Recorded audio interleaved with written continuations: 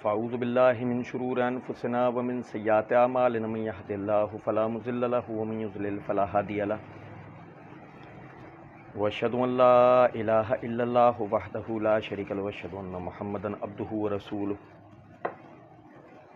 اما بعد فان خير الحديث كتاب الله وخير الهدي هدي محمد صلى الله عليه وسلم وشر الامور محدثاتها وكل محدثة بدعة وكل بدعة ضلالة وكل ضلالة في النار. اعوذ باللہ السمیع العلیم من الشیطان الرجیم من حمزہ ونفخہ ونفثہ. بسم اللہ الرحمن الرحیم. اللہم صلی علی محمد وعلی آل محمد کما صلیت علی ابراہیم وعلی آل ابراہیم انک حمید مجید. اللہم بارک علی محمد وعلی آل محمد کما بارکت علی ابراہیم وعلی آل ابراہیم انک حمید مجید. رب اشرح لی صدری ویسر لی امری واحلل عقدۃ من لسانی یفقہوا قولی. رب زدنی علما. الذین یتبعون الرسول النبی الامی الذی یجدونہ مکتوبا عندہم فی التوراۃ والانجیل یأمرهم بالمعروف وینہاہم عن المنکر ویحل لهم الطیبات ویحرم علیہم الخبائث ویضع عنہم اصرہم والاغلال التی کانت علیہم فالذین آمنوا بہ وعزروہ ونصروہ واتبعوا النور الذی انزل معہ اولئک هم المفلحون. قل یا ایہا الناس انی رسول اللہ الیکم جمیعا الذی لہ ملک السماوات والارض لا الہ الا هو یحیی ویمیت فآمنوا باللہ ورسولہ النبی الامی الذی یؤمن باللہ وکلماتہ واتبعوہ لعلکم تہتدون. ومن قوم موسیٰ امۃ یہدون بالحق وبہ یعدلون. اللہ رب العزت کے فضل و کرم سے آیت نمبر 157 پڑھنا شروع کی تھی ہم نے پچھلے درس میں، اور آیت نمبر 157 سے آیت نمبر 159 تک آپ بھائیوں کے سامنے پڑھا ہے. اللہ رب العزت نے اہل کتاب کو مخاطب کرتے ہوئے فرمایا الذین یتبعون الرسول النبی الامی الذی یجدونہ مکتوبا عندہم فی التوراۃ والانجیل، کہ اصل ایمان والے تو وہ ہیں کہ جو رسول نبی امی کی پیروی کرتے ہیں جن کو وہ اپنے پاس تورات اور انجیل میں لکھا ہوا پاتے ہیں. ہم نے پچھلے درس میں اس حوالے سے پڑھا تھا اللہ تعالیٰ نے ان کی صفت بیان کی یامروہم بالمعروف وینہاہم عن المنکر، وہ برائیوں سے روکتے ہیں اور نیکیوں کا حکم دیتے ہیں. ویحل لہم الطیبات ویحرم علیہم الخبائث، اور حلال یعنی کہ جو پاکیزہ چیزیں ہیں ان کو حلال قرار دیتے ہیں اور جو ناپاک چیزیں ہیں ان کو حرام ٹھہراتے ہیں. جعفر رضی اللہ تعالیٰ عنہ جب ہرقل کے دربار میں پہنچے تو ہرقل نے اپنے ساتھ ایک ٹرانسلیٹر کو بٹھایا، تو کہا کہ یہ جو بولے مجھے بتاؤ، میں جو بولوں اسے بتاؤ. ٹرانسلیٹر جو ہے اس نے یعنی کہ جعفر رضی اللہ تعالیٰ عنہ نے بتانا شروع کیا دعوت کو.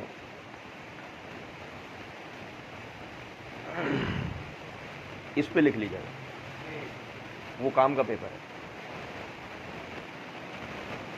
جعفر رضی اللہ تعالیٰ عنہ نے نبی صلی اللہ علیہ وسلم کی دعوت کو بتانا شروع کیا. اس میں ایک بات یہ بتائی کہ نبی اکرم صلی اللہ علیہ وسلم ہم لوگوں کو برائیوں سے روکتے ہیں اور نیکیوں کا حکم دیتے ہیں. ہم زنا میں پڑے ہوئے تھے، انہوں نے ہمیں نکاح کی ترغیب دلائی. ہم سود کھاتے تھے، انہوں نے ہمیں حلال کاروبار کی طرف توجہ دلائی. ہم ڈکیتیاں مارتے تھے، چوریاں کرتے تھے، انہوں نے ہمیں اس سے روکا. ہم قتل و غارت کرتے تھے، انہوں نے امن و امان کی طرف ہمیں توجہ دلائی. ایک انسانی جان کی قیمت کیا ہوتی ہے ہمیں سمجھائی. جب ہرقل نے ساری بات سن لی، اس کے بعد ہرقل نے جو اپنے طور پر جو کہا تھا وہ لمبی تقریر ہے، بڑی عظیم روایت ہے یہ. اس نے کہا کہ جو اللہ کا نبی ہوتا ہے نا وہ ایسا ہی ہوتا ہے. تو نے بالکل صحیح بتایا, وہ واقعی اللہ کا نبی ہے. وہ برائیوں سے روکتا ہے, نیکیوں کا حکم دیتا ہے, پاکیزہ چیزوں کو حلال ٹھہراتا ہے, ناپاک چیزوں کو حرام ٹھہراتا ہے. ہر دور میں ہر نبی کی تعلیم یہی رہی ہے. آپ دیکھیں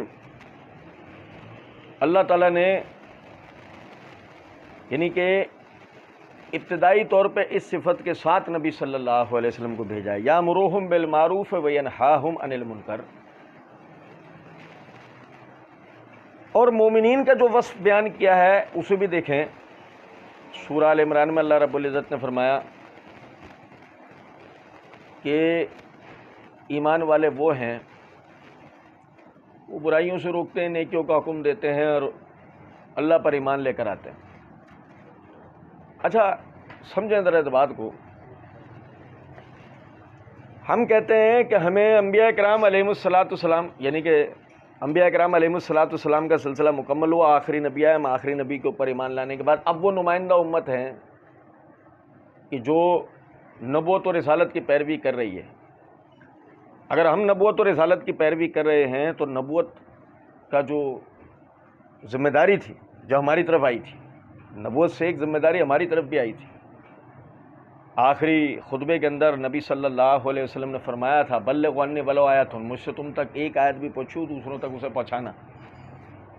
اور مزے کی بات یہ ہے کہ آپ نے اس طرح مخاطب نہیں کیا تھا اے عبداللہ ابن مسعود, اے عبداللہ ابن عمر, اے انس بن مالک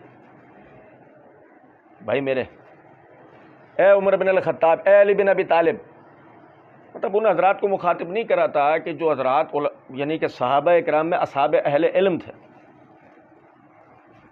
نبی صلی اللہ علیہ وسلم نے 1,60,000 حضرات جو وہاں پر کھڑے تھے ان سب کو مخاطب کر کے یہ بات کہی تھی کہ مجھ سے تم تک ایک آیت بھی پہنچی ہو دوسروں تک پہنچانا.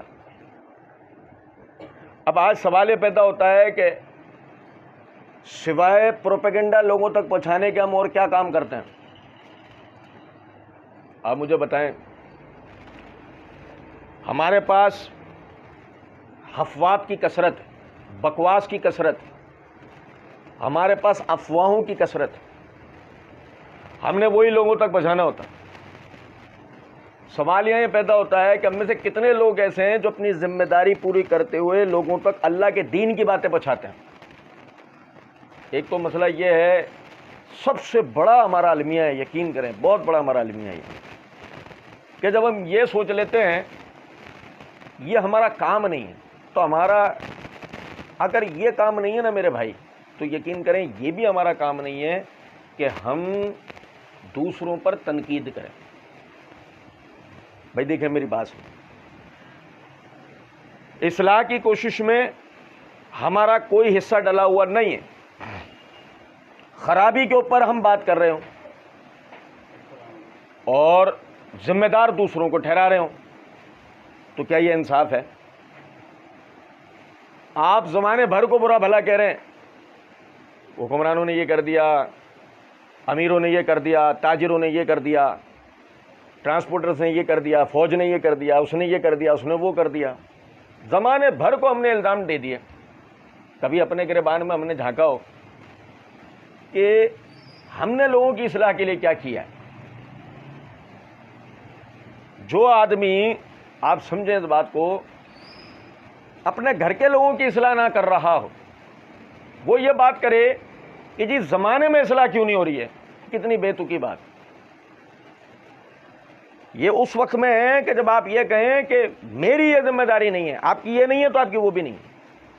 آپ جس طرح دعوت کے کام سے, اصلاح کے کام سے ایک طرف ہو کے بیٹھ گئے, تنقید سے بھی ایک طرف ہو کے بیٹھ جاؤ, چپ ہو جاؤ, بس آپ معاشرے کا ایک معذور حصہ ہو, بس اپنے آپ کو ایک ڈسیبل پرسنالٹی بنا لو, بس پاگل, ایک نفسیاتی مریض, ایک طرف پڑے رہو, کیونکہ آپ کسی بھی کام کے نہیں ہو نا. صحابہ کرام رضوان اللہ علیہم اجمعین میں ایک معمولی سے معمولی بھی اگر کوئی شخص تھا وہ اپنے ملنے جلنے والوں کی اصلاح کی کوشش کرتا تھا, وہ دعوت کا کام کرتا.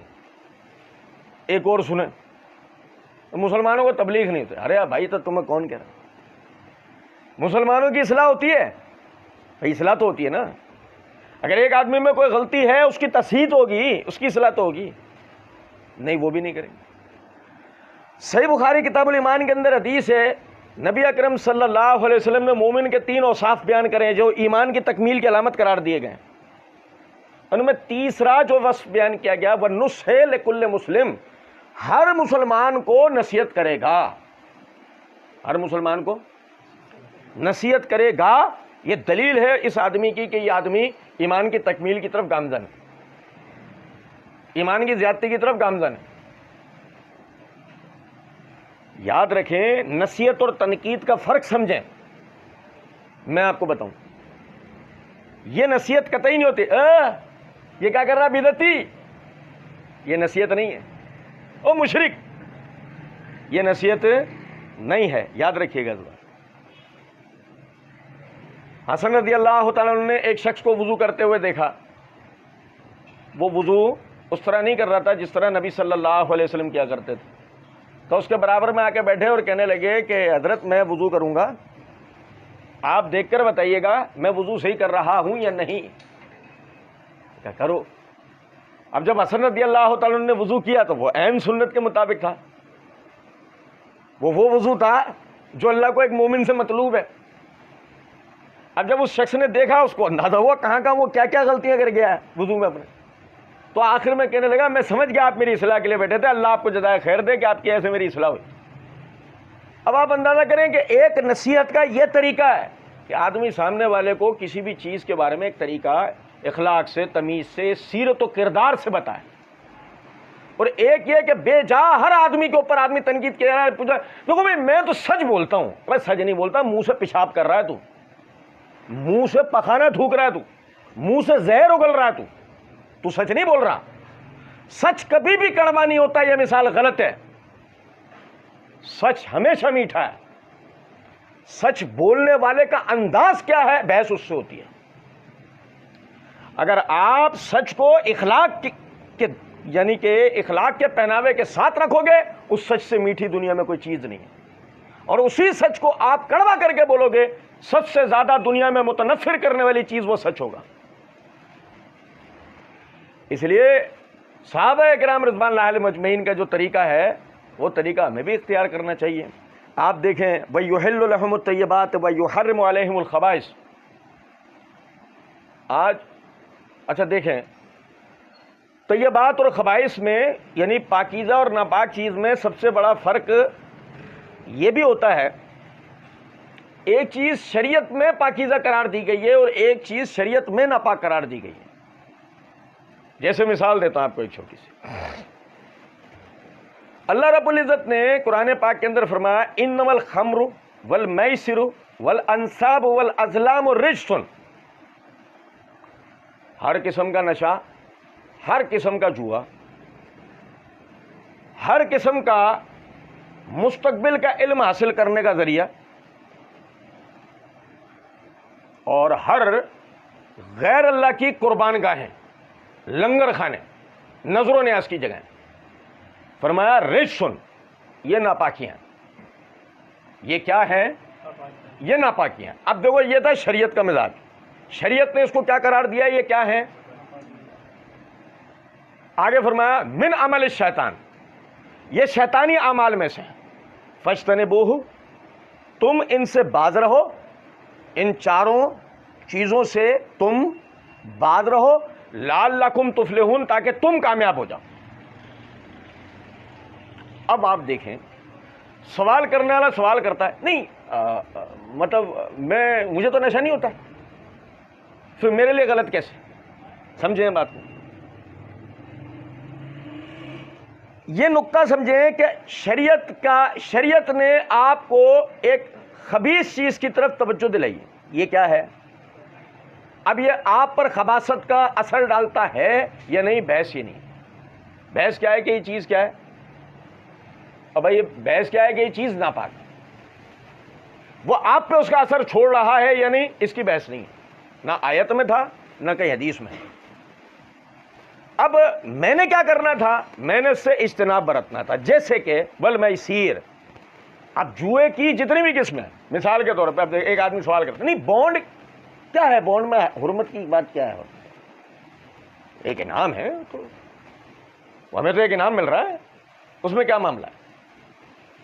اب پوچھیں کیا کیا ہے تو نے ایسا جو تجھے انعام دے؟ ہاں بھائی، کون سا ایسا تو نے کارنامہ کیا ہے جو تجھے انعام دے؟ بھائی آپ سمجھیں کہ انعام تو کسی کارنامے میں ملتا ہے نا، کسی اچھی مقابلے پہ ہی جیتنے پہ ملتا ہے نا یار. کیا ایسا تو نے کیا جو تجھے انعام دیا؟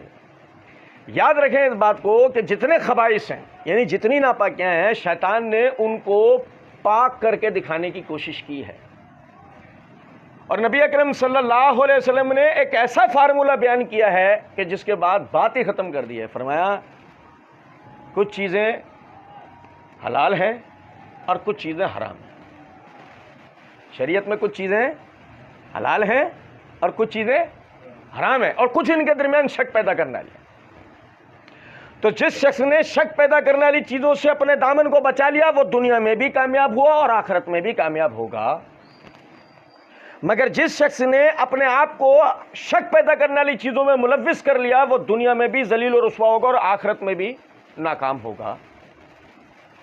اب مثال کے طور پہ ایک چیز کا خبیث ہونا یعنی ناپاک ہونا یا حرام ہونا آپ پر واضح نہیں ہے، معاملہ شک میں ہے. تو حدیث کی روح سے کیا بتایا گیا ہے کہ شک پیدا کرنے والی چیزوں سے بھی اپنے دامن کو بچاؤ، کیونکہ یہ شک پیدا کرنے والی چیز ہی ہے جو آپ کو کہاں لے جائے گا؟ شیطان حرام چیز کی طرف، حرام کام کی طرف وہ لے جائے گا. فرمایا وَيَضَعُ عَنْهُمْ إِصْرَهُمْ وَالْأَغْلَالَ الَّتِي كَانَتْ عَلَيْهِمْ. دیکھیں سنیے گا ذرا بات. بنی اسرائیل کے اندر جب کپڑے پر پیشاب لگ جاتا تھا نا تو وہ کپڑے کو دھوتے نہیں تھے، کاٹ کے اس اتنے حصے کو علیحدہ کر دیا. نہیں سمجھے؟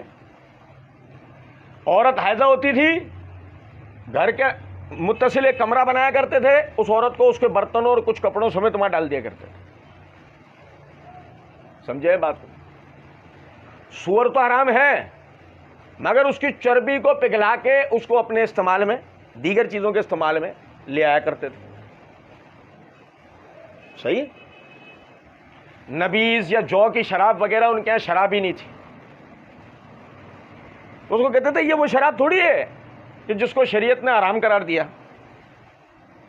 سمجھے ہیں بات کو یا نہیں؟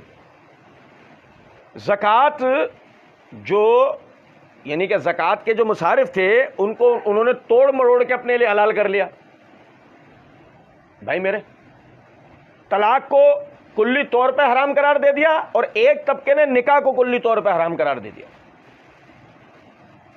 بھائی یہود نے طلاق کو حرام قرار دیا اور عیسائیوں نے نکاح کو حرام قرار دے دیا. پتہ ہے نا اس بات؟ اب آپ دیکھیں اس کا نتیجہ کیا نکلا. بھائی کپڑے کاٹنا، حائضہ عورت کو الگ کر دینا، نکاح نہ کرنا، طلاق نہ دینا، اور ان ساری چیزوں سے جو آپ پر شریعت بوجھ بنے گی اس کو تھوڑی دیر کے لیے گمان کریں آپ ذرا. شرعی احکامات کتنے وزنی، کتنے بھاری آپ کو لگیں گے. ایسا ہی ہے. کیونکہ مسئلہ یہ یاد رکھیں اس بات کو، جو شریعت ہے وہ آسان ہے، جو بدعت ہے وہ مشکل ہے. یہ سب بدعی امور تھے، ان کے لیے مشکل ہو گئے، شریعت میں تھے نہیں، نئے گھڑے گئے تھے. اب آپ دیکھیں نبی اکرم صلی اللہ علیہ وسلم نے حائضہ عورت کے لیے بھی مسئلہ بتایا کہ وہ منحوس نہیں ہے، پیشاب کو دھونے کا حکم دیا، کپڑا کاٹنے کی ضرورت نہیں ہے، نکاح کی ترغیب دلائی اور نبھاؤ نہ ہونے کی صورت میں طلاق پر توجہ دلا دی. بھائی میرے، سور کی چربی کو بھی حرام قرار دیا کہ وہ بھی خباثت میں سے ہے، کوئی چیز بھی اس کے حلال ہو سکتی نہیں ہے. اور اس طرح وہ سود کے طریقے جو بنی اسرائیل نے حلال کر دیتے رسول اللہ صلی اللہ علیہ وسلم نے وہ سارے حرام ٹھہرائے، اور بھی اس طرح بے شمار چیزیں. ایک آیت میں اللہ نے ان سب کی طرف توجہ دلا دی. فرمایا وَيَضَعُ عَنْهُمْ إِصْرَهُمْ وَالْأَغْلَالَ الَّتِي كَانَتْ عَلَيْهِمْ. اور ہر قسم کا بوجھ اور توق جو ان کی گردنوں پہ پڑا ہوا تھا وہ ان کی گردنوں سے اتار کے رکھ دیا، ان بوجھوں سے ان کو آزاد کروا دیا. بات سمجھ رہے ہیں نہیں؟ فالذین آمنوا بہ، پس جو لوگ ان پر ایمان لے کر آتے ہیں، وعزروہ ونصروہ، انہوں نے ان کی حمایت کی، انہوں نے ان کی مدد کی، واتبعوا النور الذی انزل معہ، اور اس نور کی پیروی کری جو ان کے ساتھ نازل ہوا۔ آپ دیکھیں غور طلب نکتہ ہے، اللہ تعالیٰ نے ایک ایسی زبردست بات کی طرف توجہ دلائی ہے۔ موسیٰ علیہ السلام کے اصحاب، اب بھائی میرے، موسیٰ علیہ السلام کے اصحاب کے نام جانتے ہیں بھائی میرے؟ کسی کو پتا ہو ایک صحابی کا نام موسیٰ علیہ السلام ہے کسی کے علم میں؟ نہیں۔ عیسیٰ علیہ السلام کے کسی ایک صحابی کا نام ہو؟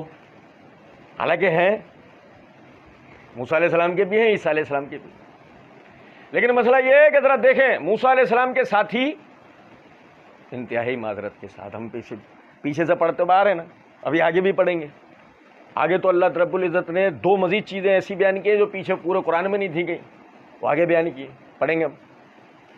سنیں بھائی، موسیٰ علیہ السلام کے ساتھیوں نے تو یہ کیا تھا کہ بچھڑے کی پرستی شروع کر دی تھی۔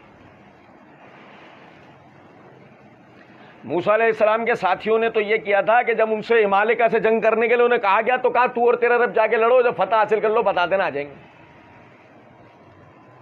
اللہ کا قرآن بتاتا ہے، یہ کوئی بنی اسرائیلی قصہ نہیں ہے، اور نہیں سمجھا کچھ بات۔ عیسیٰ علیہ السلام کے ساتھیوں کو دیکھ لیں کیا کیا انہوں نے۔ بھائی وہ تو اپنی زبان سے بتا رہے ہیں، سلیب والے واقعے کے اندر مخبری کرنے والا ہی صحابی ہے، اور نہیں سمجھے کچھ بات۔ جس نے مخبری کر کے سلیب دلوائی وہی صحابی ہے ان کا، اور سارے بھاگ گئے تھے اس موقع پہ، اور نہیں سمجھے کچھ بات۔ چلیں، اللہ رب العزت نے بتایا کیا ہے؟ بتایا یہ ہے کہ جو نبی اکرم صلی اللہ علیہ وسلم ہیں، ان کی دعوت اور ان کی تربیت کا وزن تو دیکھو ذرا۔ بھائی خدا نہ خواستہ یہ بات کرنے کا ہمارا قطعی مطلب یہ نہیں ہے موسیٰ علیہ السلام یا عیسیٰ علیہ السلام کی تربیت صحیح نہیں تھی، ہمارا تو صرف بتانا مقصود یہ ہے نبی اکرم صلی اللہ علیہ وسلم پہ ایمان لانا کتنا فائدہ مند، آپ کی تائید و تصدیق کرنا، آپ کی باتوں پہ عمل کرنا، وہ کتنا اہمیت کا حامل ہے۔ یہ بھائی تھوڑا تھوڑا سا آگے ہیں، یہ سب بھائی تھوڑا تھوڑا سا آگے ہیں، آ جاؤ آگے، آ جاؤ تھوڑا تھوڑا۔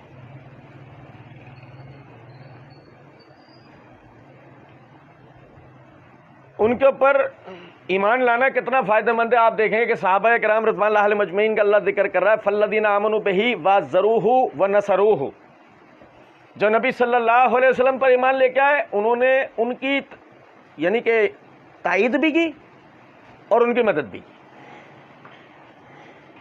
اور وہ جو تائید اور مدد ہے، آپ اندازہ کریں صحابہ کرام رضوان اللہ علیہم اجمعین کا ابتدائی ایام سے لے کر اور نبی صلی اللہ علیہ وسلم کے انتقال تک ان کی کیفیت کیا تھی۔ انہوں نے دین کے لیے مارے کھائیں، دین کے لیے ہجرتیں کی، دین کے لیے اپنا گھر بار چھوڑا۔ ایک طبقے نے دوسرے طبقے کو سہارا دیا، اپنا مال و دولت، اپنی حفاظت، اپنی تائید، اپنی نصرت انہیں عطا کی۔ ان سب نے مل کر اس دین کا قیام عمل میں لے کے آئے۔ نتیجے کے اندر ان سب حضرات نے 3/4 دنیا کو فتح کیا۔ بھائی میرے پیارے، آپ دیکھیں ایک منظم انداز میں جو صحابہ اکرام رضوان اللہ علیہم اجمعین کے خلاف لوگوں کی ذہن سازی کرنے کی کوشش کی جاتی ہے، اس کی وجہ بھی یہ ہے کہ ماضی میں کسی رسول کے اصحاب ایسے نہیں تھے جیسے رسول اللہ صلی اللہ علیہ وسلم کے اصحاب تھے۔ یہود کو جو احساس کمتری دامن گیر ہے، نصارہ جس احساس کمتری کے بوجھ تلے مر گئے، وہ یہی تھی کہ ابتدائی ایام کے ہی لوگ وفادار ثابت نہ ہو سکے، اور ادھر نبی صلی اللہ علیہ وسلم کے ماننے والے ابتدائی ایام سے لے کر عباسی خلافت کے ایام تک بھی 800 ہجری تک بھی ان کا پوری دنیا میں طوطی بولتا تھا، پوری دنیا میں ان کا ڈنکا بجتا تھا کہ بھائی یہ کس کے ماننے والے ہیں؟ محمد الرسول اللہ صلی اللہ علیہ وسلم۔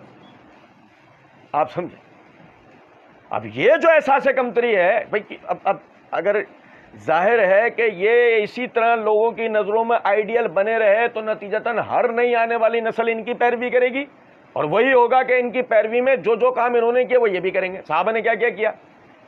ایمان لائے، نمازیں پڑھی، روزے رکھے، زکاتیں دیں، حج کیے، حلال طریقے سے تجارتیں کی، شادیاں کی، خاندان بنائے، قبیلے بنائے، ہے بھائی، ریاستیں بنائی، جہاد کیے، بھائی، قوموں کو مفتوح کیا، قوموں کو اپنا مطیع کیا، ایسے ہی پوری دنیا میں عدل قائم کیا، اور دنیا کے وسائل کو سب میں برابری سے تقسیم کیا، ایسے ہی۔ آج یہ تصور بھی ہے کہیں دنیا میں؟ کہیں بھی نہیں، کہیں یہ تصور نہیں۔ اس لیے یاد رکھیں اس بات کو کہ صحابہ کرام رضوان اللہ علیہ مجمعین کا لوگوں کی نظروں سے گرایا جانا ضروری ہے اگر آپ اپنے مذموم مقاصد کو پایہ تکمیل تک پہنچانا چاہتے ہیں۔ اب آپ بتائیں کہ صحابہ کرام رضوان اللہ علیہ مجمعین کا دفاع ہمارے لیے کس قدر ضروری ہے۔ اگر آپ اپنی دیکھیں نا، میں آپ کو ایک بات بتاؤں، آپ کا جو آج کا نوجوان ہے وہ ابراہم لنکن کو پڑھ رہا ہے، ہیلن کیلر کو پڑھ رہا ہے، وہ چی گویرا کو پڑھ رہا ہے، وہ نیلسن منڈیلا کو پڑھ رہا ہے، وہ دنیا بھر کے انقلابی لوگوں کے بارے میں پڑھ رہا ہے، وہ ابو بکر، عمر، عثمان و علی کے بارے میں بدزن ہو رہا ہے۔ پڑھ رہا تو بہت دور کی بات، تو ان کے بارے میں تو بدزن ہو رہا ہے۔ اب ان لوگوں کو پڑھنے سے آپ میں نسل پرستی تو پیدا ہو سکتی ہے، وطن پرستی تو پیدا ہو سکتی ہے، وسائل کی بھوک تو آپ کے اندر پیدا ہو سکتی ہے، کالے گورے کا اختلاف تو جنم لے سکتا ہے، لیکن آپ میں قوموں کے درمیان رواداری اور وسائل کی برابر سے تقسیم پیدا ہو سکتی ہے؟ سوال ہی نہیں پیدا۔ یہ اللہ کے رسول کے ساتھیوں میں تھا۔ فرمایا وہ ایسے کیسے ہوئے؟ وَاتَّبَعُوا النُّورَ الَّذِي أُنزِلَ مَعَهُ، جو نبی صلی اللہ علیہ وسلم کے ساتھ جو نور نازل ہوا، ان حضرات نے اس نور کی پیروی کی۔ اب بھائی میرے، وہ نور کیا ہے؟ نور عربی زبان میں اس روشنی کو کہتے ہیں کہ جو آنکھ پر بھلی لگے۔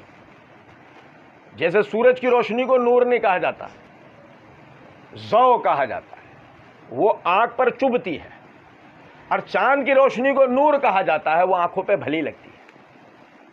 یہ سمجھ رہے ہیں کچھ بات کو یا نہیں؟ اب آپ دیکھیں کہ اللہ رب العزت نے فرمایا وَاتَّبَعُوا النُّورَ الَّذِي أُنزِلَ مَعَهُ، وہ نور جو اس نبی کے ساتھ نازل ہوا ہے یہ اس کی پیروی کرتے ہیں۔ تو وہ نور کیا ہے؟ سورہ مائدہ میں اللہ رب العزت نے فرمایا قَدْ جَاءَكُم مِّنَ اللَّهِ نُورٌ وَكِتَابٌ مُّبِينٌ، اللہ کی طرف سے تمہارے پاس ایک روشن اور واضح کتاب نازل ہوئی ہے، یہدی بہ اللہ من اتبع رضوانہ، اللہ اس کے ذریعے سے ہدایت دیتا ہے ہر اس شخص کو جو اس کی رضا کا متلاشی ہو، سبل السلام، سلامتی کی راہوں پر، وَيُخْرِجُوهُم مِّنَ الظُّلُمَاتِ إِلَى النُّورِ، اور انہیں اندھیروں میں سے نکال کر روشنیوں کی طرف لے جاتا ہے بِإِذْنِهِ، اپنے حکم سے، وَيَهْدِيهِمْ إِلَى صِرَاطٍ مُسْتَقِيمٍ، اور انہیں ہدایت دیتا ہے سیدھے راستے کی طرف۔ تو یہ نور وصف ہے کس کا؟ قرآن مجید کا۔ اب آپ دیکھیں، غور طلب بات ہے، پتہ یہ لگا ایک نصاب تھا، دیکھو اللہ نے ساتھ ہی یہ بھی بتا دیا کہ اس کا اولئک هم المفلحون، یہی لوگ کامیاب ہوئے، یہی لوگ۔ اور سنو، غور طلب بات ہے بھائی،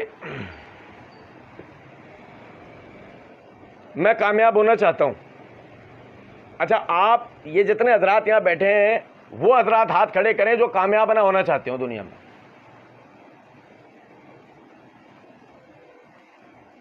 نہیں سمجھے؟ میں نے کہا جو دنیا میں کامیاب نہ ہونا چاہتے ہو، دیکھو میں نے آخرت کی تو بات کی ہی نہیں، آخرت والے معاملے میں تو ابے اللہ کی رحمت پر ہیں بھائی، اللہ معاف کر دے۔ آخرت کے لیے تو ہمارے پاس یہ ہے ایک دوسرے کو تسلی دینے۔ اچھا دنیا میں ہم میں کوئی ایسا آدمی جو کہ بھائی دنیا میں کامیاب نہیں ہونا چاہتا ہے؟ کوئی ایسا نہیں، وہ کوئی بھی نہیں، سب کامیاب ہونا چاہتے ہیں، سب کامیاب ہونا چاہتے ہیں، مگر جو کامیابی کا فارمولہ ہے اس کو اختیار کرنا نہیں چاہتے۔ تو اس کا مطلب کیا ہوا؟ کوئی بھی کامیاب ہونا نہیں چاہتا، بس صرف ڈرامے بازی ہے۔ عجیب کٹ پتلی قوم ہے ہماری، کامیاب ہونا چاہتے ہیں۔ اب کامیاب ہونا چاہتے ہیں تو اس کا فارمولہ ہے نا، کامیابی کا ایک فارمولہ ہے، ارے وہ کیا ہے؟ قرآن مجید۔ یہ وہ فارمولہ ہے کہ جس پہ عمل کرنے کے نتیجے میں آپ کامیاب ہو سکتے ہیں. اب پوچھو بھائی تعلیم انجینئرنگ, اس میں کیا پڑھا؟ آٹو موبائلس کے بارے میں پڑھا, ایک ایک پرزے کو سیکھا. بھائی الیکٹرانکل انجینئر, ایک ایک بٹن, ایک ایک مشین کے پرزے کے بارے میں, بجلی بنانے کے ایک ایک طریقے کے بارے میں پڑھا. ڈاکٹر ایک ایک انسانی عضو کے بارے میں پڑھا ہے, ایک ایک نس کی باریکی ڈھونڈ لی. بھائی میرے ایسا ہی ہے نا. فوجی نیول فورسز کے اندر یا اس میں کسی میں بھی آپ دیکھیں, آدمی اس کی کوئی نہ کوئی تعلیمی قابلیت ہے, ورنہ تو ہمارے پاس قابلیت رکھنے والے وہ بھی ہیں. بھائی کیا کرتے ہو؟ الحمدللہ ایک ڈبو گیم سے شروع کیا تھا, آج 5. نہیں سمجھے؟ ہمارے پاس وہ بھی ہیں کامیابی والے. پہلے ایک ہی محلے میں میرا کیبل چلتا تھا, پورے علاقے میں چلتا. کامیابی دیکھیں ماشاءاللہ آپ کتنی کامیابی, اللہ انہیں مزید برکت دے. اور ایک کامیابی یہ ہے, صحابہ کرام رضوان اللہ علیہم اجمعین کے بارے میں کوئی پوچھو بھائی کون سی یونیورسٹیوں سے پڑھے ہوئے تھے؟ کسی سے بھی نہیں. کون سے شعبے میں مہارت تھی؟ کسی میں بھی نہیں. ان کی ایٹامک لیبارٹری کدھر تھی؟ کہیں بھی نہیں. ان کے ہتھیار بنانے کی فیکٹریاں کدھر تھیں؟ کہیں بھی نہیں. ایسے ہی نا, وہ کون سی چیز تھی جس کی وجہ سے وہ لوگ دنیا کی طاقتور ترین قوموں پر غالب آ گئے اور قابض ہو گئے؟ بھائی روم سپر پاور تھا اس زمانے میں. روم جیسے آج امریکہ اس زمانے میں روم تھا. آج جس طرح رشیا اس زمانے میں فارس تھا. آج جس طرح ایران ہے, یعنی کہ ماضی میں جس طرح ایران تھا, آج چائنا ہے. ان حضرات نے روم, فارس, ایران سب کو فتح کیا. یہ جو ایران چڑھتا ہے ایسے ہی تھوڑی چڑھتا ہے, اور نہیں کچھ سمجھے بات. بھائی ان سب نے یہ سارے سپر پاورز فتح کر لیے, تو ان کا نصاب کیا تھا؟ کس چیز پہ عمل کرا انہوں نے اللہ کی کتاب قرآن مجید کے اوپر عمل کیا. انہوں نے صرف اس کا ختم نہیں کیا, انہوں نے صرف اس کی مٹھائیاں نہیں بٹوائیں, انہوں نے صرف اس کو رمضان کے پڑھنے کے لیے نہیں رکھا. انہوں نے اپنا اس کو نصاب بنا لیا, اور اس کے اندر موجود جو قوانین, جو اصولیات تھے, ان کو اپنی زندگی کا نصب العین بنا لیا. اس کے اوپر عمل کیا, ترقی کرتے چلے گئے. نتیجے میں 3 تہائی دنیا پر حکومت کر کے گئے. آج ہمارے باپ دادوں کے نام دنیا میں نہیں ہیں, تو صحابہ کرام رضوان اللہ علیہم اجمعین کے نام آج بھی ہیں. ایسی یہی وجہ اللہ کیا کہہ رہا ہے؟ اولئک هم المفلحون. عالم الغیب اللہ کہہ رہا ہے یہی لوگ. جبکہ مزے کی بات یہ سورہ اعراف ہے. جب اتری اس وقت خیبر کی بھی لڑائی نہیں ہوئی تھی.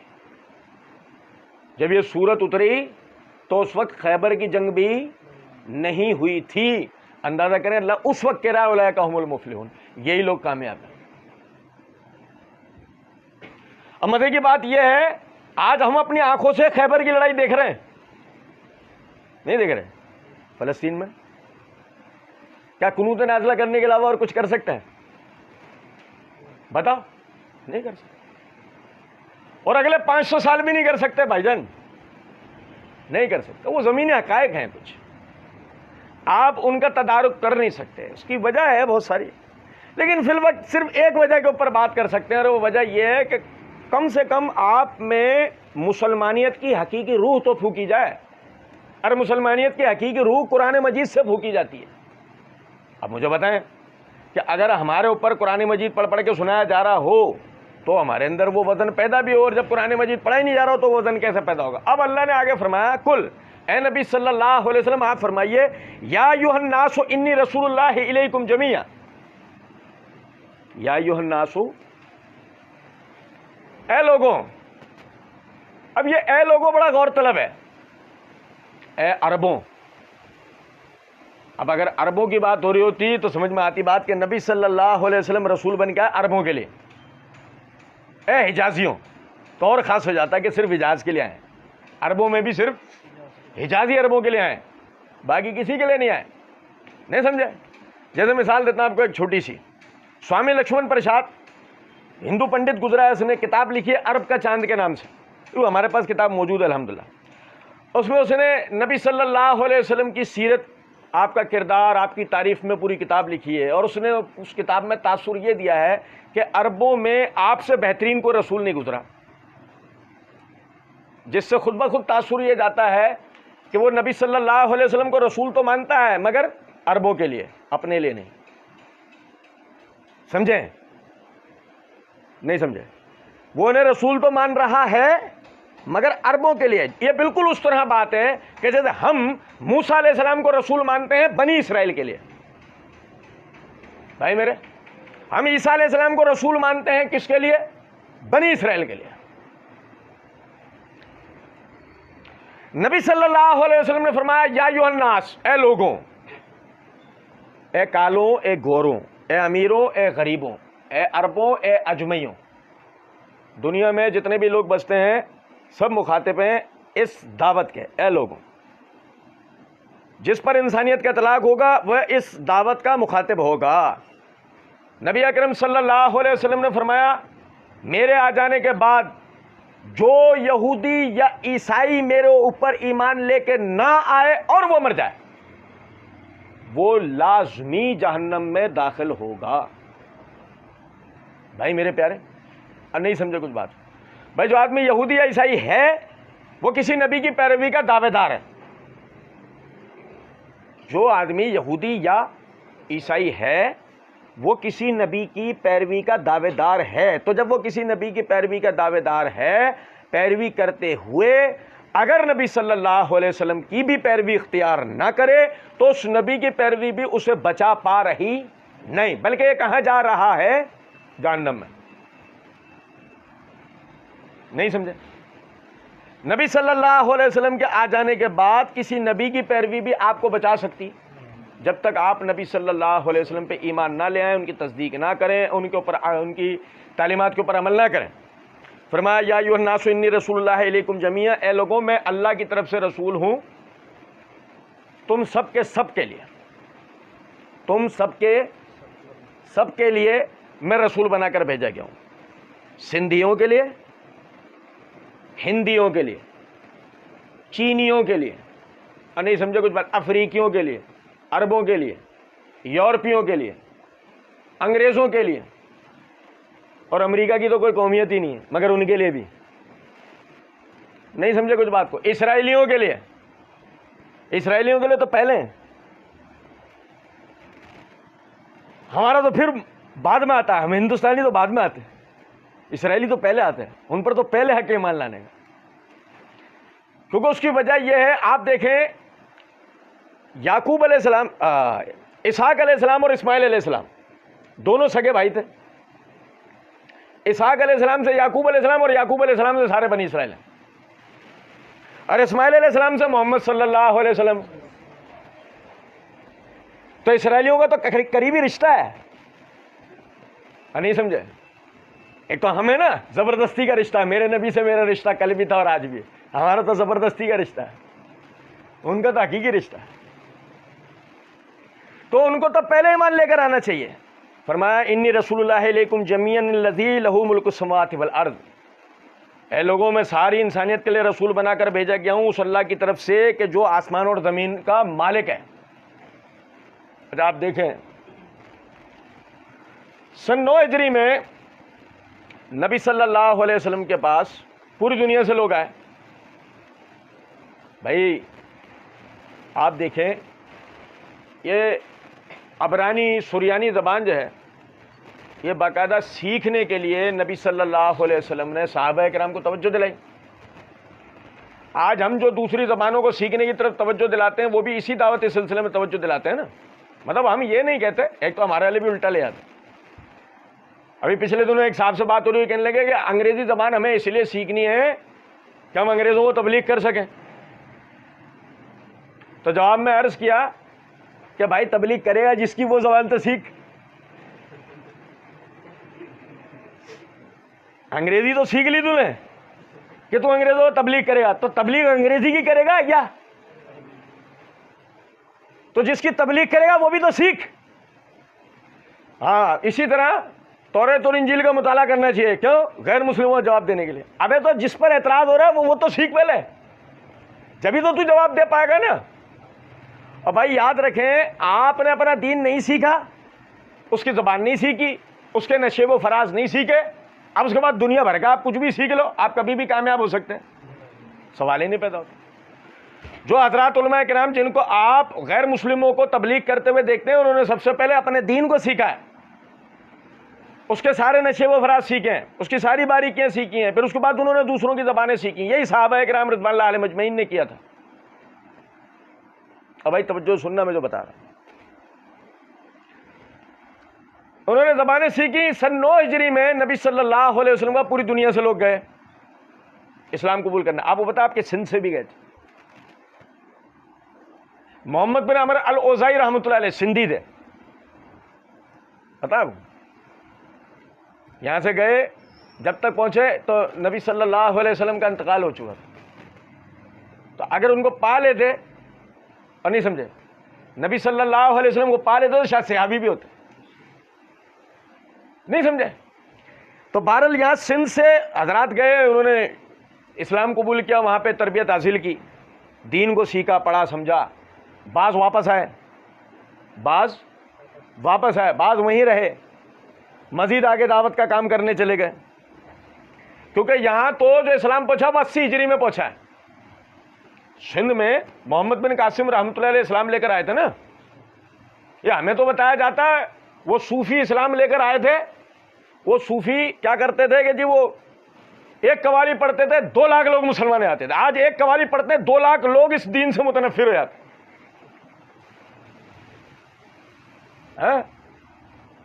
بھائی وہ کیا ہوا بھائی، فلانے بزرگ نے قوالی پڑھی 2 لاکھ ہندو مسلمان ہو گئے۔ اچھا بھائی، آج تم قوالی پڑھتے ہو، بجائے مسلمان ہونے کے لوگ مزید اس کو بھونڈی آوازوں کو سن کے اس دین سے متنفر کیوں ہو جاتے ہیں؟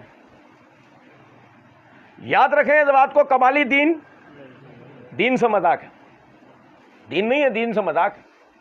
صوفیت دین نہیں ہے، دین سے مذاق ہے۔ یہ دین ہے نا، یہاں پر گانا بجا کے نہیں آیا، ہندوؤں کے بھجن کی ٹکر میں جب ہم نے قوالی نکالی، سنو ذرا بات کو، نہ کوئی مسلمان ہندو ہو سکا، نہ کوئی ہندو، نہ ان کے بھجن سن کے کوئی ہمارا والا ہندو ہو گیا، اور نہ ہماری قوالی سن کے ان میں سے کوئی آج مسلمان ہو رہا ہے۔ سنو، محمد بن قاسم رحمۃ اللہ علیہ جہاد کرتے ہوئے آئے، اور اس دین میں اس علاقے میں اسلام، مکران کے رستے اسلام یہاں پر پہنچا اللہ کے فضل و کرم سے۔ اور یہ بات یاد رکھیں، 2 ہی صورتوں میں اسلام پھیلتا ہے، یا تو دعوت سے یا جہاد سے۔ جہاد کے راستے مسدود ہو جائیں تو بچتی ہے دعوت، اور دعوت کے معاملے میں اگر ہم یہ کہتے ہیں ہماری ذمہ داری نہیں ہے تو ختم۔ اب اس کے بعد تو صرف ایک کام کرنا ہے۔ اچھا پھر اور یہ بھی سنیں ذرا بات کرو، دعوت بھی میں آپ کو بتاؤں، میں دعوت کیسے دے سکتا ہوں؟ اس جدید دور میں آپ کے پاس سب سے بڑا پلیٹ فارم دعوت کا پتہ ہے کیا ہے؟ جب آپ کچھ بھی نہ کر سکتے ہو تو وہ ہے فیس بک۔ پتہ آپ کا جن لوگوں سے مقابلہ ہے نا، وہ ٹرینڈ سیٹ کرتے ہیں پورے دن میں، اس حوالے سے خبریں، اس حوالے سے باتیں، اس حوالے سے چیزیں پوری دنیا میں پھیلتی ہیں۔ پھر مزید تقویت دیتے ہیں آپ، جب آپ اسے لائک کرتے ہیں، کمنٹ کرتے ہیں، شیئر کرتے ہیں، اس کو مزید تقویت ملتی ہے، اس کی ریچ بڑھتی ہے، وہ زیادہ سے زیادہ لوگوں تک پہنچتا ہے۔ اب سمجھے ذرا اس بات کو، ایک حدیث کو شیئر کرنے میں آپ کو کتنی دیر لگے گی؟ آپ نے ایک حدیث شیئر کر دی، کوئی بھی حدیث آپ نے شیئر کر دی اپنی وال سے، تمہیں کتنی دیر لگے گی؟ 5 منٹ۔ اور اگر شیئر کر دیں گے تو آپ کا کیا چلا جائے گا؟ اسے کوئی نہیں پڑھے گا، یہ آپ کا درد سر نہیں ہے۔ جیسے قرآن ہے نا، اس کو کون پڑھ رہا ہے کون نہیں پڑھ رہا، مگر آپ کیا کرتے ہیں؟ قرآن شائع کرتے ہیں نا، قرآن پوری دنیا میں پہنچاتے ہیں نا بھائی میرے، کوئی پڑھے نہ پڑھے یہ آپ کا درد سر نہیں ہے۔ ہدایت و گمراہی کس کے ہاتھ میں؟ اللہ کے ہاتھ۔ آپ کا کام پہنچانا ہے۔ یہی کہا گیا تھا بلغوا انی ولو آیۃ، ایک آیت بھی مجھ سے تم تک پہنچے تمہاری ذمہ داری ہے آگے پہنچانا۔ روز کی بنیاد پہ ہم اپنا ٹرینڈ سیٹ کریں، کیا کرنا ہے؟ حدیث اینی ہاؤ آگے پہنچانی ہے، کوئی پڑھے نہ پڑھے۔ نتیجتاً سوشل میڈیا پہ جب اتنی بڑی تعداد کے اندر ہے نا اللہ کا دین شیئر ہوتا ہے نا، اتنی بڑی تعداد میں آگے سے آگے پہنچ رہا ہوتا ہے، یہ ٹرینڈ میں اوپر آ رہا ہوتا ہے، اس کی ریچ بڑھ رہی ہوتی ہے، زیادہ سا کمپنی مجبور ہوتی ہے زیادہ سے لوگوں تک پہنچانے میں، تو اس کو تو بزنس کرنا ہے نا۔ اور سمجھ لیں اس بات کو کہ اگر ایک آدمی بھی آپ کی وجہ سے اس کی اصلاح ہو جاتی ہے، یعنی آپ کا حصہ ڈلا تھا اور اس کی اصلاح ہو گئی، نتیجے میں ساری زندگی کے لیے آپ کے لیے صدقہ جاریہ ہو گیا۔ مثال کے طور پہ آپ کرکٹ میچ کے حوالے سے کچھ شیئر کر رہے ہو، کوئی میچ جیت گیا اس کے حوالے سے کچھ شیئر کر رہے ہو، کسی سیلیبریٹی کے بارے میں کچھ شیئر کر رہے ہو، فلسطین کے بارے میں کچھ شیئر کر رہے ہو۔ اور آج کل تو آپ کو میں ایک مزے کی بات بتاؤں، ہماری قوم آپ پتہ ابھی آج کل کس چیز پہ بحث کر رہی ہے؟ بحث کریے کہ مسجد اقصی اور قبہ صغریٰ میں کیا فرق ہے؟ ایک تو لو ذرا کام دیکھو، کتنی مطلب فارغ قوم ہے، یہ کتنی فارغ قوم ہے کہ 1340 افراد شہید ہو گئے، فلسطینی 1340 شہید ہو چکے ہیں، 5000 سے اوپر زخمی ہیں، اور یہ قوم اس پہ بات کر رہی ہے کہ قبہ صغریٰ اور مسجد اقصی میں فرق کیا ہے۔ بڑا کمال کر رہا ہے تو، اور سوچ آج ہم آپ کو بتاتے ہیں کیا فائدہ کرے گا تو یہ بتا کے ہمیں، نہ نماز آج پڑھنی ہے ہمیں وہاں پہ، نہ کل پڑھنی ہے۔ کیسی فارغ قوم ہے۔ دجال کے بارے میں ذکر کریں، تو کل دیکھنے آ رہا ہے دجال کو، یا دجال تو شکل ملنے آ رہا ہے؟ اور بھائی میرے جو ہمارے کرنے کے کام ہیں ہمیں وہ سیکھنے سمجھنے چاہیے اور اس پہ کام کرنا چاہیے۔ اتنی بھی فراغت اچھی نہیں ہے، اتنی باولی بھی نہیں اڑنی چاہیے جتنی ہم نے اڑ لی ہے، میں صحیح بتا رہا ہوں آپ۔ فرمایا انی رسول اللہ علیکم جمیعا، میں ساری انسانیت کے لیے رسول بن کر آیا ہوں۔ نبی اکرم صلی اللہ علیہ وسلم کی رسالت تمام دنیا کے انسانوں کے لیے، جو آپ کے اوپر ایمان لے کر آئے گا اسی کی فلاح ممکن ہے، ورنہ کوئی شخص بھی جنت میں جا سکتا۔ اچھا ایک بات سمجھیں، اب ایک جذباتی ہو کر ایک آدمی کہتا ہے کہ ذرا مجھے ایک بات بتاؤ، ایک آدمی کتنے ہی انسانی فلاح و بہبود کے کام کر رہا ہے، تم کہہ رہے ہو اگر وہ محمد صلی اللہ علیہ وسلم پہ ایمان نہیں لے کے آیا اور مر گیا تو وہ جنت کے اندر نہیں جائے گا، تو کیوں نہیں جائے گا؟ اس بیچارے کا کیا قصور ہے؟ آپ اس بات کو سنیں،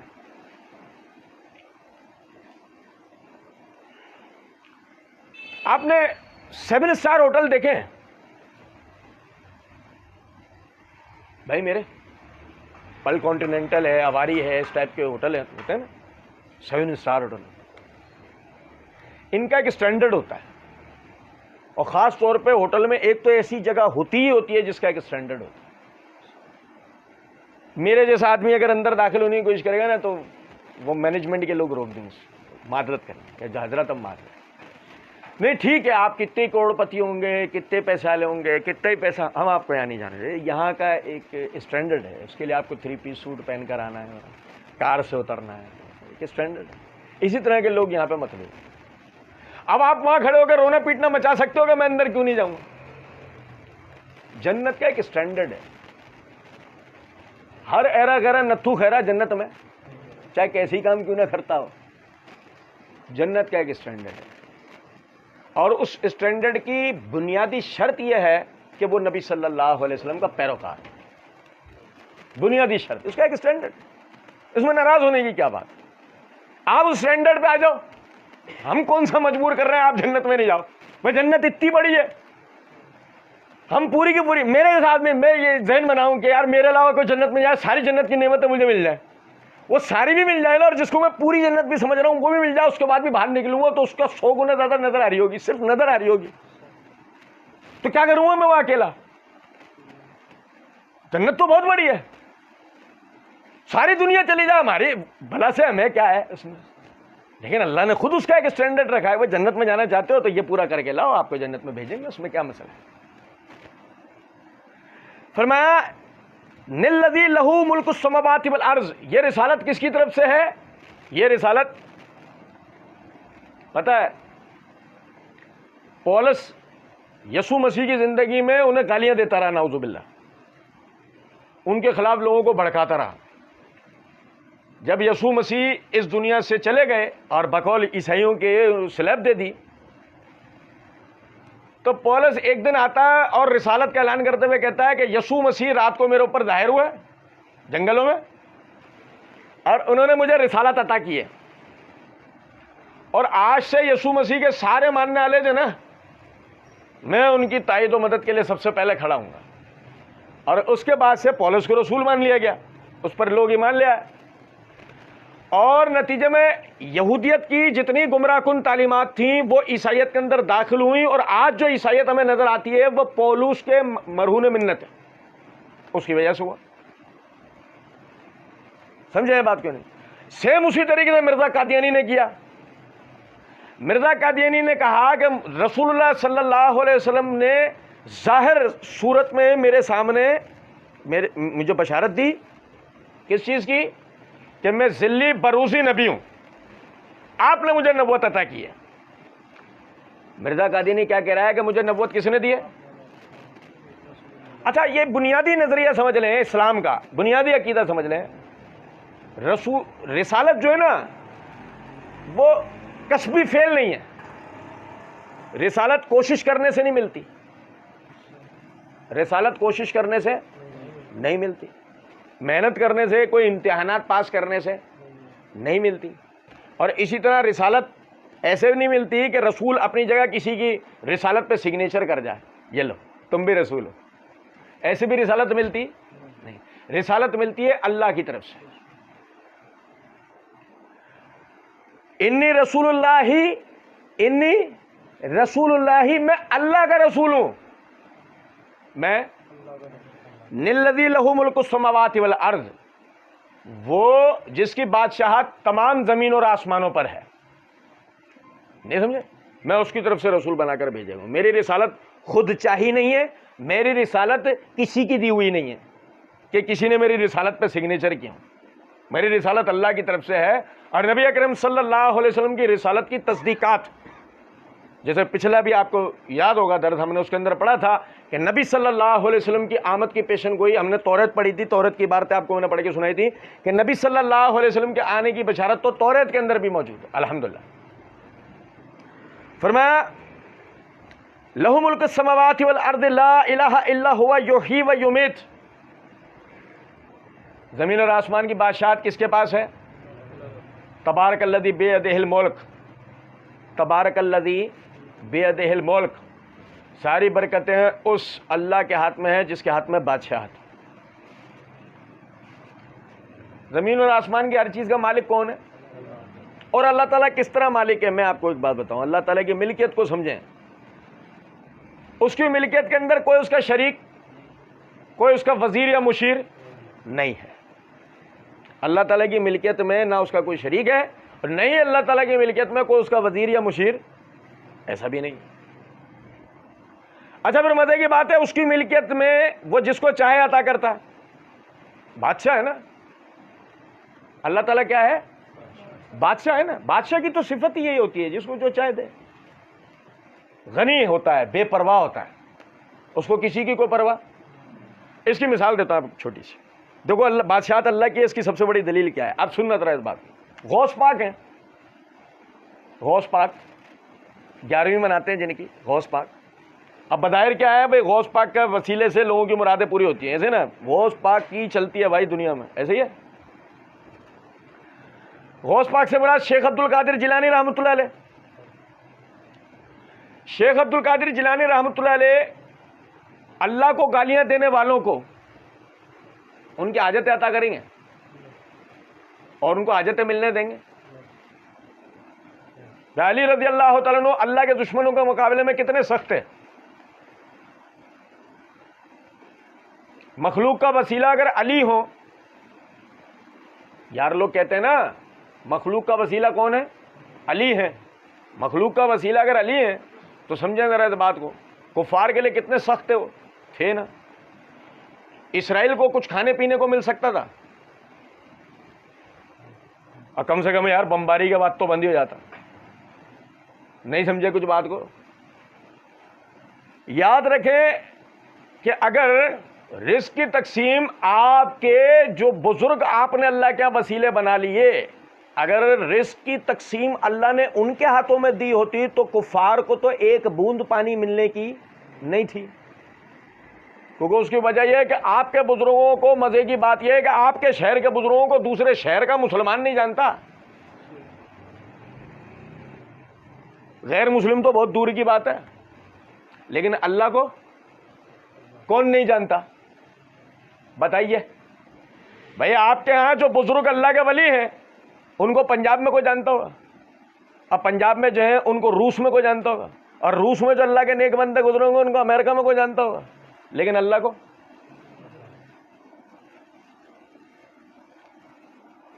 سن۔ ترمذی کے اندر حدیث ہے، نبی صلی اللہ علیہ وسلم نے فرمایا اس دنیا کی مثال اللہ کے نزدیک ایک مچھر کے پر کے برابر بھی ہوتی نا، اللہ اپنے منکرین کو ایک بوند پینے کی نہیں دیتا۔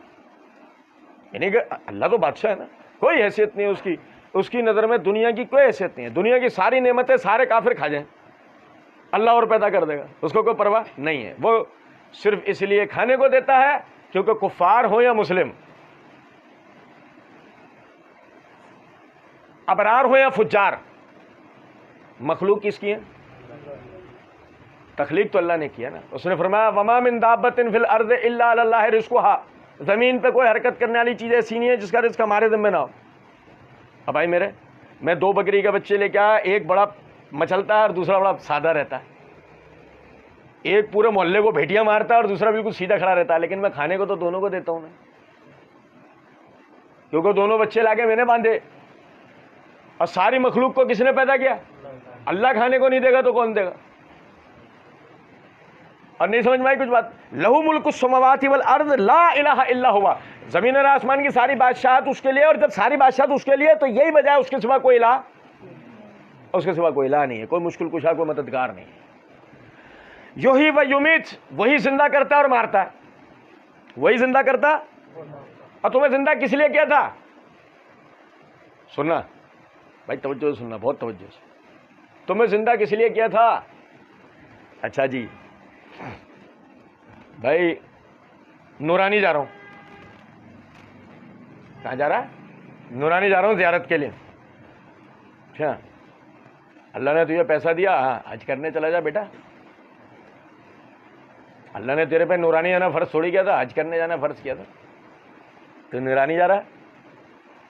نہیں سمجھا؟ کیا ہو گیا بھائی؟ ایران جا رہا ہوں زیارتوں کے لیے۔ اچھا ایران میں بھی زیارتیں ہیں، پھر تو افریقہ میں بھی ہوں گی، اگر ایران میں بھی زیارتیں ہیں تو پھر افریقہ میں تو پکی ہوں گی۔ نہیں سمجھے کچھ بات کو؟ وہ تو ایران سے پہلے فتح ہوا تھا، وہاں نہیں ہے۔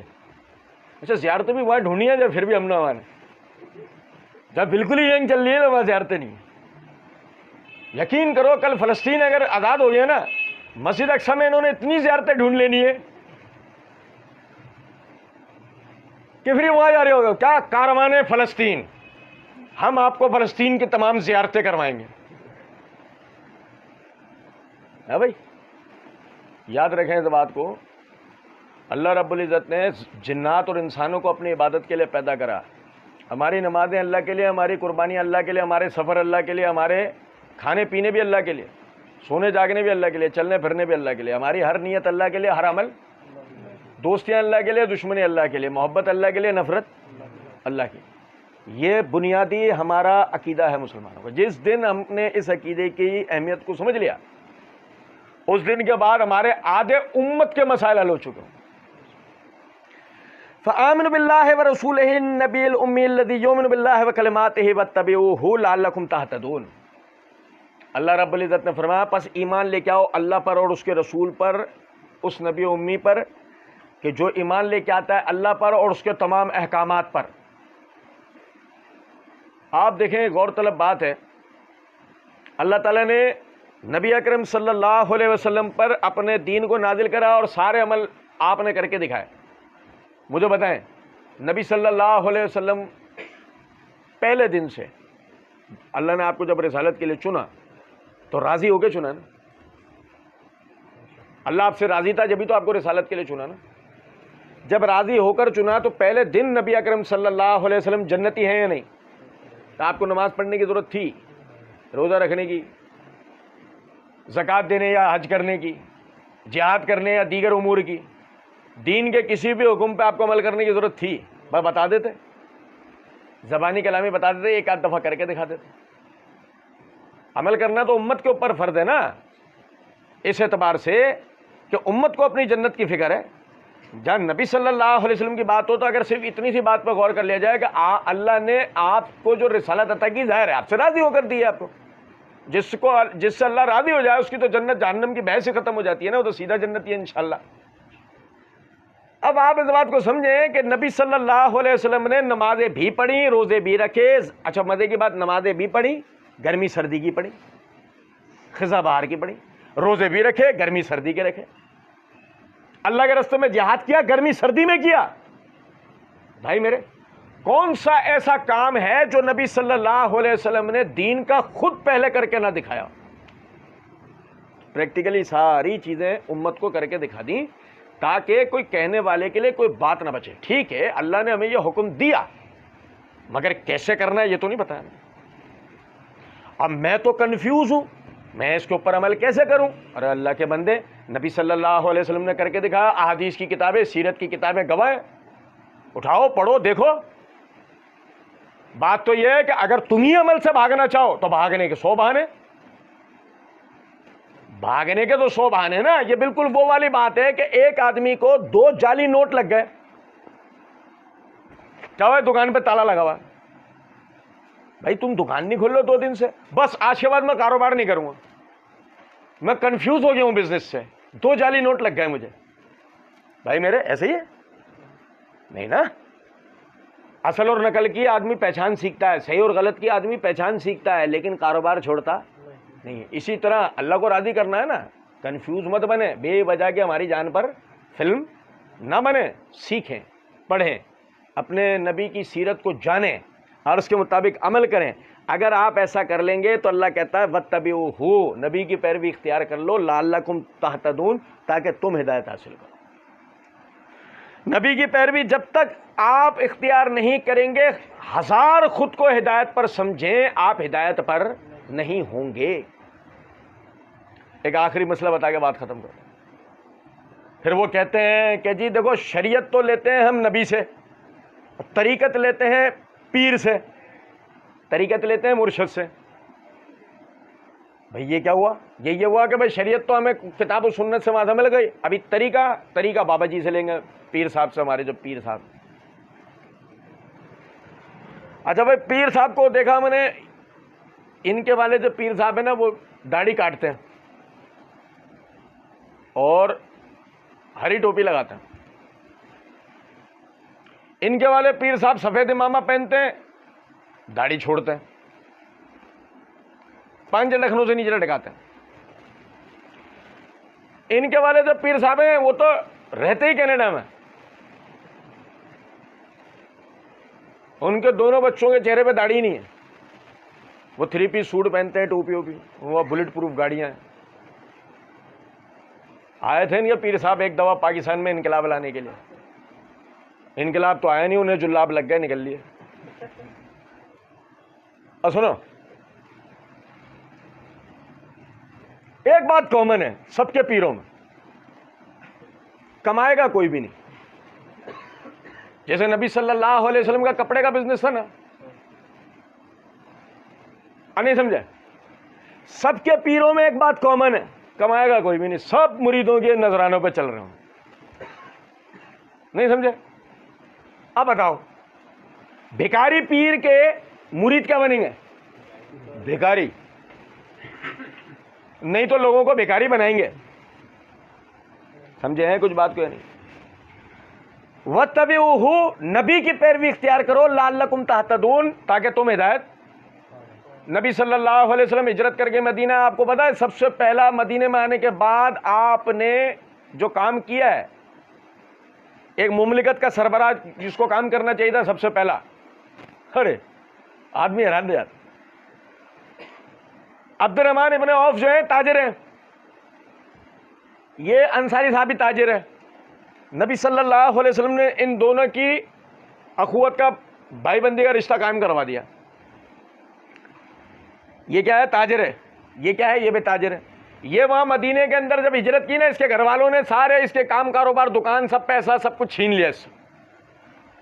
تاجر ہے لیکن یہاں جب آیا ہے تو اس وقت پھوٹی کوڑی بھی نہیں ہے، ایک لنگوٹ کے اندر پہنچا ہے مدینہ۔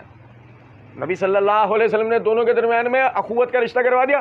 اب یہ دونوں حضرات، یعنی کہ یہ بھائی کا ہاتھ پکڑتا ہے، اپنے مسلمان بھائی کا ہاتھ پکڑتا ہے، اس کو لے کے جاتا ہے اپنے کھیتوں کی طرف، کھیت دکھا کے کہتا ہے بھائی یہ کھیت ہے میرے، یہاں میں کھجوریں اگاتا ہوں، انہیں غور سے دیکھ لو، جو زمین تم کہو گے وہ تمہارے لیے چھوڑ دوں گا، اس پہ کھیتی تم بو. سمجھے ہیں کچھ بات میں؟ یعنی کہ نبی صلی اللہ علیہ وسلم نے کیا کرا، سب سے پہلے آ کر جو حضرات یعنی کہ کام کاروبار کے حوالے سے، بزنس کے حوالے سے مضبوط لوگ تھے، آتے ہی آپ نے ان کے قدم جمانے پہلے مضبوط کرے تاکہ اقتصادی حالات ہماری مملکت کے درست ہونا شروع ہوں. ہم اس نبی کے ماننے والے ہیں جو نذرانوں پہ نہیں چلا، جس نے اپنے کیے سے اپنے اقتصادی حالات کو مضبوط کیا. اب کچھ میری بات سمجھ رہے ہیں یا نہیں؟ اس لیے نبی اکرم صلی اللہ علیہ وسلم کی پیروی میں ہی ہماری نجات ہے. آپ صلی اللہ علیہ وسلم کی پیروی چھوڑ کر اگر ہم کسی اور نبی کی بھی پیروی اختیار کر لیں گے، ہم گمراہ ہو جائیں گے. کہ جیسے نبی صلی اللہ علیہ وسلم نے فرمایا، لو کان موسیٰ حیا ما وسعہ الا اتباعی، اگر موسیٰ بھی آج زندہ ہو کر آ جائیں، تم میری پیروی چھوڑ کے ان کی پیروی اختیار کر لو، تم گمراہ ہو جاؤ. اللہ رب العزت سمجھنے اور عمل کرنے کی توفیق دے. وما علینا الا البلاغ.